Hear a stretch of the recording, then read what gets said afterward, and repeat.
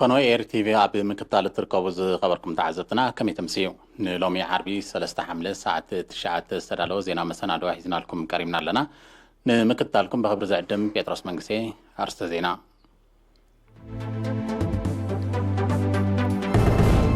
اب زبعان سبب منغستي توافر تراكترات اب نطفتات محرس عبي استواصو يغبرالوا حرستوت من محدارات كوابي أفتان زولان بوفرة ملي وحيد يتصبون اللو أب من محدار كوابي بوشوكا حامدن ماين ناي معقاب نتفتات السلاسيلو هندي كاب روسيا 33 نفر توقع كتشمت كم تسمع مع تفليتا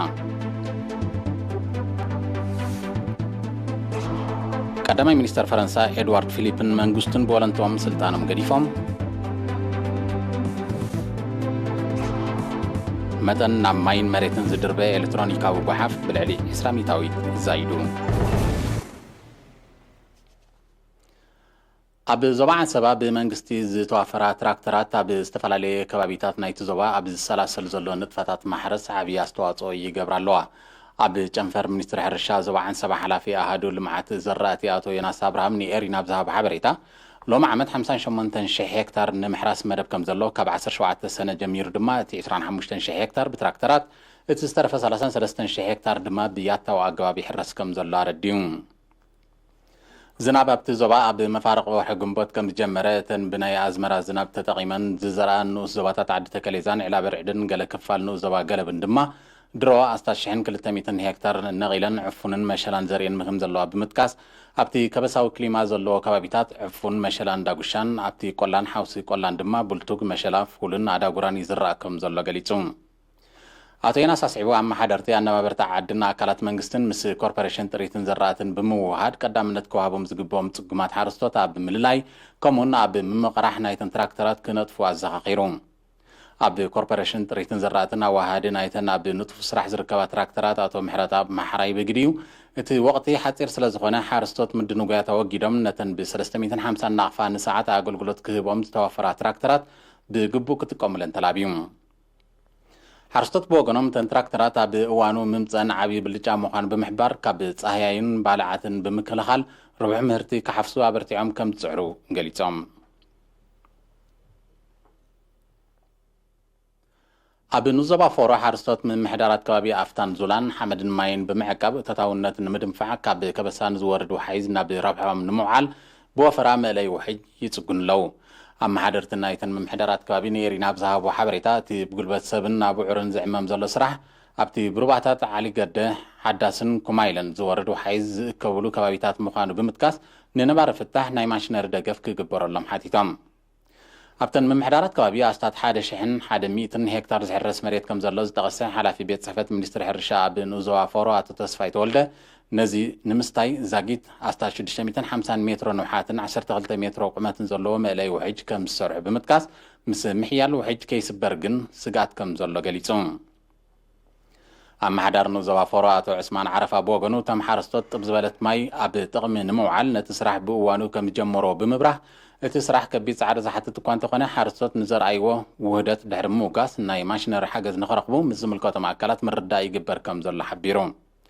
امنو زوا فورو بكرامات كبسان بحرن زلمع 18300 هكتار كم زلو سندات منستر حرشا ينصرن اب نوزبا شامبكم محدار كباب بشكا زركبا ابلات حزباو سرايت اب كبابيام زركب ماي كوعتات بمفواس ماين حمدن نمعقب ما تتاونت فتاتا كايدوم بمسارات حبريتا وكيل إيرينات مدب مقتلتا نايتي أقدمو كايد زتانحية تمساسال نتفتات كوينو أستاتي 10 هكتار كم تزالين نفلس زخون قدا قدي كم تدالون كفلة تقايلو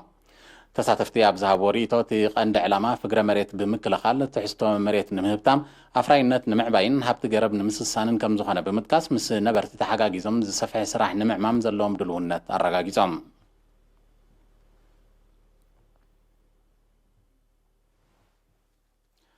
اب وشتا هاجرن وطان زنبرو ابايتي زونن زيغاتات نو وغناتهم حدقت كفليت كراي غيرم ملو تحستو بملكا صبصاب تداليلو غير مسكل غرس غير كقربوي اب محدار نزوبا غودايف تقماطي جرمن اتو غبرهيوت هابت ماريام اب قحوتان زركبو 4 تخاريتن اي حد ورحي ተቐማጢ ጀርመን ኣቶ ገብረ መስቀል ይሕደጎ ኣብ ቃሓውታ ንሰለስተ ተኻረይቲ ናይ 3 ወርሒ ተቐማጢት ኢጣልያ ወይዘሮ ኣበባ ዕቑባዝጊ ኣብ ቃሓውታ ንሰለስተ ተኻረይቲ ናይ 2 ወርሒ ተቐማጢ ኣሜሪካ ኣቶ እየብ ክፍሎም ኣብ ቃሓውታ ን2 ተኻረይቲ ናይ 2 ወርሒ ተቐማጢ ኣሜሪካ ኣቶ መስፍን ሃብተ ን2 ተኻረይቲ ናይ 2 ወርሒ ስሞም ክጥቀስ ዘይደለዩ 6 ኣካረይቲ ምምሕዳር ከባቢ ማይ ዓይኒ ድማ ን37 ተኻረይቲ ካብ 1 ክሳብ 3 ወርሒ ክፍሊት ክራይ ገዛ ሓዲጎምሎም ኣብ ምምሕዳር ንዞባ ገዛ ባንዳ ተቐማጢት ፍራንክፈርት ወይዘሮ ተቋም በርሀ ን2 ተኻረይቲ ናይ 2 ወርሒ ኣብ ምምሕዳር ንዞባ ፓራዲዞ ተቐመጥቲ ጀርመን ኣቶ ዘካርያስ ነጋሲ ምስ በዓልቲ ቤቱ ወይዘሮ ወይኒ ጳውሎስ ኣብ ዓዲ ሰግዶ ን8 ተኻረይቲ ናይ 3 ወርሒ ኣቶ ወልዳ ብዕቑባፅዮን ኣብ ዓዲ ሰግዶ ን2 ትካልን 4 መንበርን ነናይ 1 ወርሒ ተቐማጢ ሽወደን ኣቶ ኣድሓኖም ሰሎሞን ኣብ ዓዲ ሰግዶ ን3 ተኻረይቲ ናይ 2 ወርሒ ተቐማጢ ኣሜሪካ ኣቶ ኣስፋ ሃይለ ገርግስ ኣብ ዓዲ ሰግዶ ን2 ተኻረይቲ ናይ 2 ወርሒ ሕድገት ክፍሊት ክራይ ገይሮም ኣብ ምምሕዳር ንዞባ ማይ ተመናይ ተቐማጢ ኣሜሪካ ኣቶ መሓሪ ግደ ን3 ተኻረይቲ ን3 ወርሒ ነባሪ ኣሜሪካ ኣቶ ሃይለዝጊ ዓንደ ሚካኤል ን4 ተኻረይቲ ን1 ወርሒ ተቐማጢት ኣሜሪካ ስድራ ነፍስሄር ሰሎሞን ተኽላይ ኣብ ዓዲ ስሄል ን1 ተኻራይ ን2 ወርሒ ኣቶ ፍሳሃየ ሃብተ ን3 ተኻረይቲ ን2 ወርሒ ተቐማጢት ኣሜሪካ ወይዘሮ ብየና ኣስምሮም ድማ ን1 ተኻራይ ን2 ወርሒ ካብ ክራይ ናጻኢሎማ ኣብ ምምሕዳር ንዞባ ዕዳጋ ሐሙስ ስድራ ቤት ነፍስሄር ፍሳሃየ በቂት ኣብ ዕዳጋ ሐሙስ ን1 ትካል ናይ 2 ወርሒ ኣቶ ግርማይ ኣብርሃ ኣብ መንደፈራ ምምሕዳር ከባቢ ዓዲ ሓረ ን2 ተኻረይቲ ናይ 1 ወርሒ ኣብ ወፃእ ዝቕመጡ ወረስቲ ነፍስሄር እልፉ ፍሳሃፅን ን6 ተኻረይቲ ናይ 2 ወርሒ ተቐማጢ ጀርመን ኣቶ ሚዶ ፋና ን3 ተኻረይቲ ናይ 2 ወርሒ ወይዘሮ ህድኣት ምስግና ን1 ተኻራይ ናይ 4 ወርሒ ተቐማጢ ዓዲ እንግሊዝ ዛይድ ገብረ ሙሴ ኣብ ሰንበል ን2 ተኻረይቲ ናይ 2 ወርሒ ክፍሊት ክራይ ገዲፎምሎም ኣብ ንዞባ ትራበሎ ኣቶ ዓንደ መስቀል ሃይለ ኣብ ገጀረት ን1 ትካል ናይ 2 ወርሒ ኣብ ምምሕዳር ንዞባ ባሻውል ኣቶ መንግስቲ ኣብ ኪዳነ ኣብ እምባደሮ ን4 ተኻረይቲ ናይ 2 ወርሒ ኣብ ንዞባ ገጀረት ኣቶ ኣፈወርቂ ኣብርሃም ምስ በዓልቲ ቤቱ ወይዘሮ ምሕረት ኣብርሃ ን18 ተኻረይቲ ናይ 1 ወርሒ ስድራ ነፍስሄር ገብረ ኣብ ደሪዕ ድማ ን1 ተኻራይ ናይ 3 ወርሒ ሕድገት ገይሮም ኣብ ንዞባ 4 ስመራ ድማ ተቐማጢት ኣሜሪካ መኣዛ ዘካርያስ ኣብ ገዛ ኸኒሻ ን9 ተኻረይቲ ናይ 2 ወርሒ ስድራ ነፍስሄር ተኪኤ ገብረ ማርያም ን5 ተኻረይቲ ናይ 2 ወርሒ ስድራ ነፍስሄር ተስፋዝጊ ገብረ ማርያም ን4 ተኻረይቲ ናይ 2 ወርሒ ስድራ ነፍስሄር ኮሎኔል ነጋሽ ገብረ ማርያም ን1 ትካል ናይ 1 ወርሒ ኣቶ ተመስገን ገብረ ስላሴ ምስ በዓልቲ ቤቱ ወይዘሮ ኣለም ግርማይ ን3 ተኻረይቲ ናይ 2 ወርሒ ኣቶ የማነ ምስግና ን3 ተኻረይቲ ናይ 1 ወርሒ ስድራ ነፍስሄር ፍሳሃፅን ክፍለ ን3 ተኻረይቲ ናይ 1 ወርሒ ስድራ ነፍስሄር ተወልደ ግርሙ ኣብ 4 ስመራን ኣብ ማይጭሆትን ን12 ተኻረይቲ ናይ 1 ወርሒ ስድራ ነፍስሄር ጃብር ብርሃኑ ን8 ተኻረይቲ ናይ 2 ወርሒ ስድራ ነፍስሄር ሻምበል ወልዱ ሰሎሞን ን2 ተኻረይቲ ናይ 3 ወርሒ ከምኡውን ኣቶ ያዕቆብ ኣስራት ን1 ተኻራይ ናይ 2 ወርሒ ክራይ ሓዲጎምሎም ክቡራት ተዓዘብትና ድሕሪ ዛ ሓፃር መሰጋገሪት ሃገራዊ ዜናታት ሒዝና ክንምለሰኩም ኢና ምሳና ፅንሑ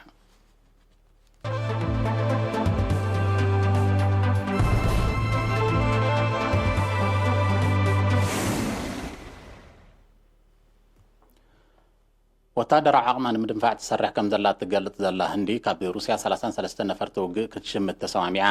21 ካብተን ነፈርቲ ሚግ 29 ክኾና እንከለዋ ዝተረፈ 12 ድማ ሱኸይ 30 ምዃነን ሚኒስትሪ ምክልኻል እታ ሃገር ኣፍሊጡ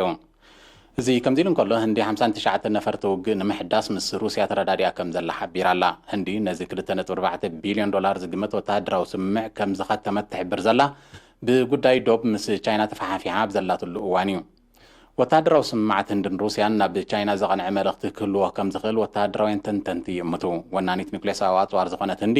ኣብ 2018 ልዕሊ 5 ቢልዮን ዶላር ዝዋግኡ ኤስ-400 ዝተሰመየ ፀረ ሚሳይል ሩስያ ከም ዝዓደገት ይስገር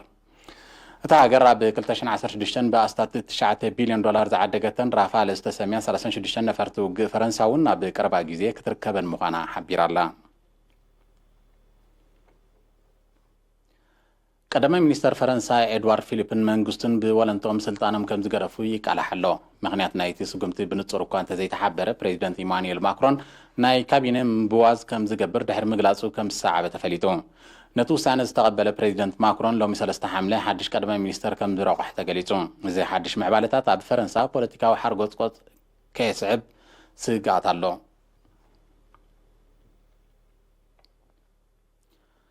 መጠን ናይቲ ናብ ማይን መሬትን ዝድርበ ካሊእ ኤሌክትሮኒካዊ ኣቑሑ ኣብ ዝሓለፈ 5 ዓመታት ብልዕሊ 20 ሚታዊት ከም ዝዓበየ ጸብጻባት ውድብ ሕብራት ሃገራት ኣፍሊጦም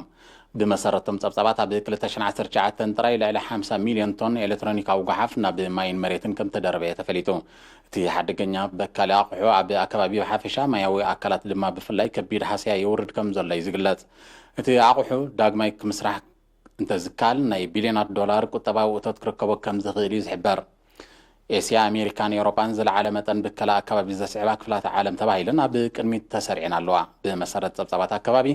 ብደረጃ ዓለም ተጠቃምነቱ ኣብቂዑ ዳግማይ ካብ ዝምስራሕ ኣቑሑ እቲ ዝጓሓፍ ከም ዝዛይድ እዚ ድማ ኣብ ኣከባቢ ከቢድ ብከላ የስዕብ ከም ዘሎ ተፈሊጡ ወዲ ሰብ ልዕሊ 9 ሚታዊት ጠንቂ ናይቲ እናዛየደ ዝመጽእ ዘሎ ብከላ ኣከባቢ ምዃኑ ይግለጽ ኣብ ኣሜሪካ ብዝሓለፈ 24 ሰዓታት ልዕሊ 57,000 ሓድሽ መልከፍቲ ኮሮና ቫይረስ ከም ተመዝገበ እዚ ድማ ብደረጃ ዓለም ዛጌታ ብሓደ መዓልቲ ካብ ዝተመዝገበ እቲ ዝለዓለ ምዃኑ ተገሊጹ ምዝ ደሚርካ ብኣሜሪካ ጠቕላላ ቁጥሪ ብኮሮና ቫይረስ ዝተለኽፉ ልዕሊ 2.8 ሚልዮን ክበጽሕ እንከሎ ልዕሊ 131,000 ድማ ሞይቶም ኣለዉ ብመሰረት ጸብጻባት ጥዕና ኣብ 37 ካብ 50 ክፍላት ሃገር ኣሜሪካ መጠን ሓድሽ መልከፍቲ ኣብ ዝሓለፈ 2 ሰሙን ብልዕሊ 2 ዕጽፊ ከም ዝወሰኸ ክፍለጥ ተኻኢሉ ኣሎ ሓያሎ ካብተን መጠን ለበዳ ብልዑል ፈጥነት ዝውስኸለን ዘሎ ክፍላት ሃገር ገይረኖ ንዝጸንሓ ምፍቓስ እገራታት ዳግማይ ከጽንዕኦ ከም ተገደዳ ይፍለጥ ኣብ ብራዚል እውን ኣብ ዝሓለፈ 24 ሰዓታት ልዕሊ 47,000 ሓድሽ መልከፍቲ ከም ተመዝገበ ዝሕብሩ ጸብጻባት ጥዕና ጠቕላላ ቁጥሪ ዝተለኽፉ ልዕሊ 1.5 ሚልዮን ቁጥሪ ዝሞቱ ድማ ኣስታት 62,000 ከም ዝበጽሐ ይሕብሩ ብደረጃ ዓለም ጠቕላላ ቁጥሪ ዝተለኽፉ ልዕሊ 11 ሚልዮን ቁጥሪ ዝሞቱ ድማ ልዕሊ 526,000 በፂሕ ኣሎ ላዕለዋይ ቤት ፍርዲ ብሪጣንያ ኣብ ማእከላይ ባንክ ሃገሩ ተኸዚኑ ዝርከብ ኣስታት 1 ቢልዮን ዶላር ዝግመት ወርቂ ናይ ቬኔዙዌላ ብፕሬዚደንት ኒኮላስ ማዱሮ ዘይኮነ በቲ ንገዛ ርእሱ ከም መራሕቲ ሃገር ዝኣወጀን ብሃገራት ምዕራብ ኣፍልጦ ዝተዋህቦን መራሒ ተቃዋሚ ሰልፊ ኹዋይ ጓይዶ ክመሓደር ወሲኑ መራሒ ተቃዋሚ ሰልፊ መንግስቲ ቬኔዙዌላ ነቲ ዝተኸዘነ ወርቂ ከይጥቀመሉ ድሕሪ ዘቕረቦ ጠለብ እዩ ላዕለዋይ ቤት ፍርዲ ብሪጣንያ ነዚ ውሳነ ከም ዝሃበ ማዕከናት ዜና ቃሊሐን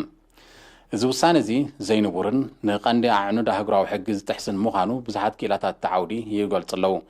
መንግስቲ ብሪጣንያ ኣብ ምጅማር 2019 ኣሰር ካልኦት ሃገራት ምዕራብ ብምኽታል ንመንግስቲ ቬኔዙዌላ ኣፍልጦ ምንፋጉ ዝሕብሩ ጸብጻባት መንግስቲ ቬኔዙዌላ ነቲ ኣብ ካዝናታት ሃገራዊ ባንክ ብሪጣንያ ዝርከብ ወርቂ ንኸይንቀሳቕሶ ዓጊትዎ ምጽንሑ ይፍለጥ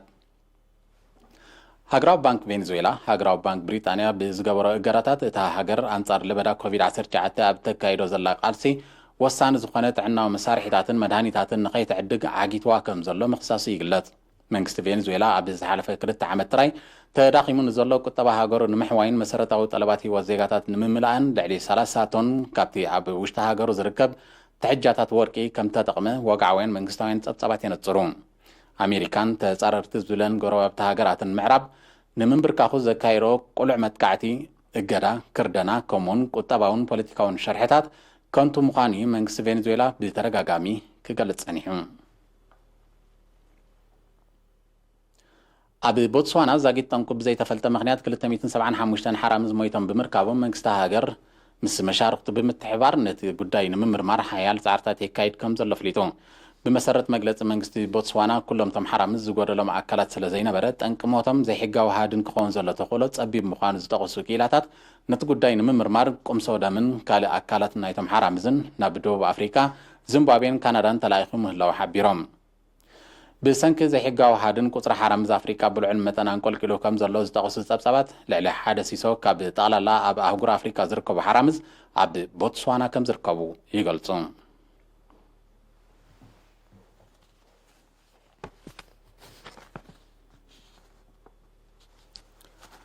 زي خبركم تحت زي نابز تفتي من لهم مسترف من باتنا سلام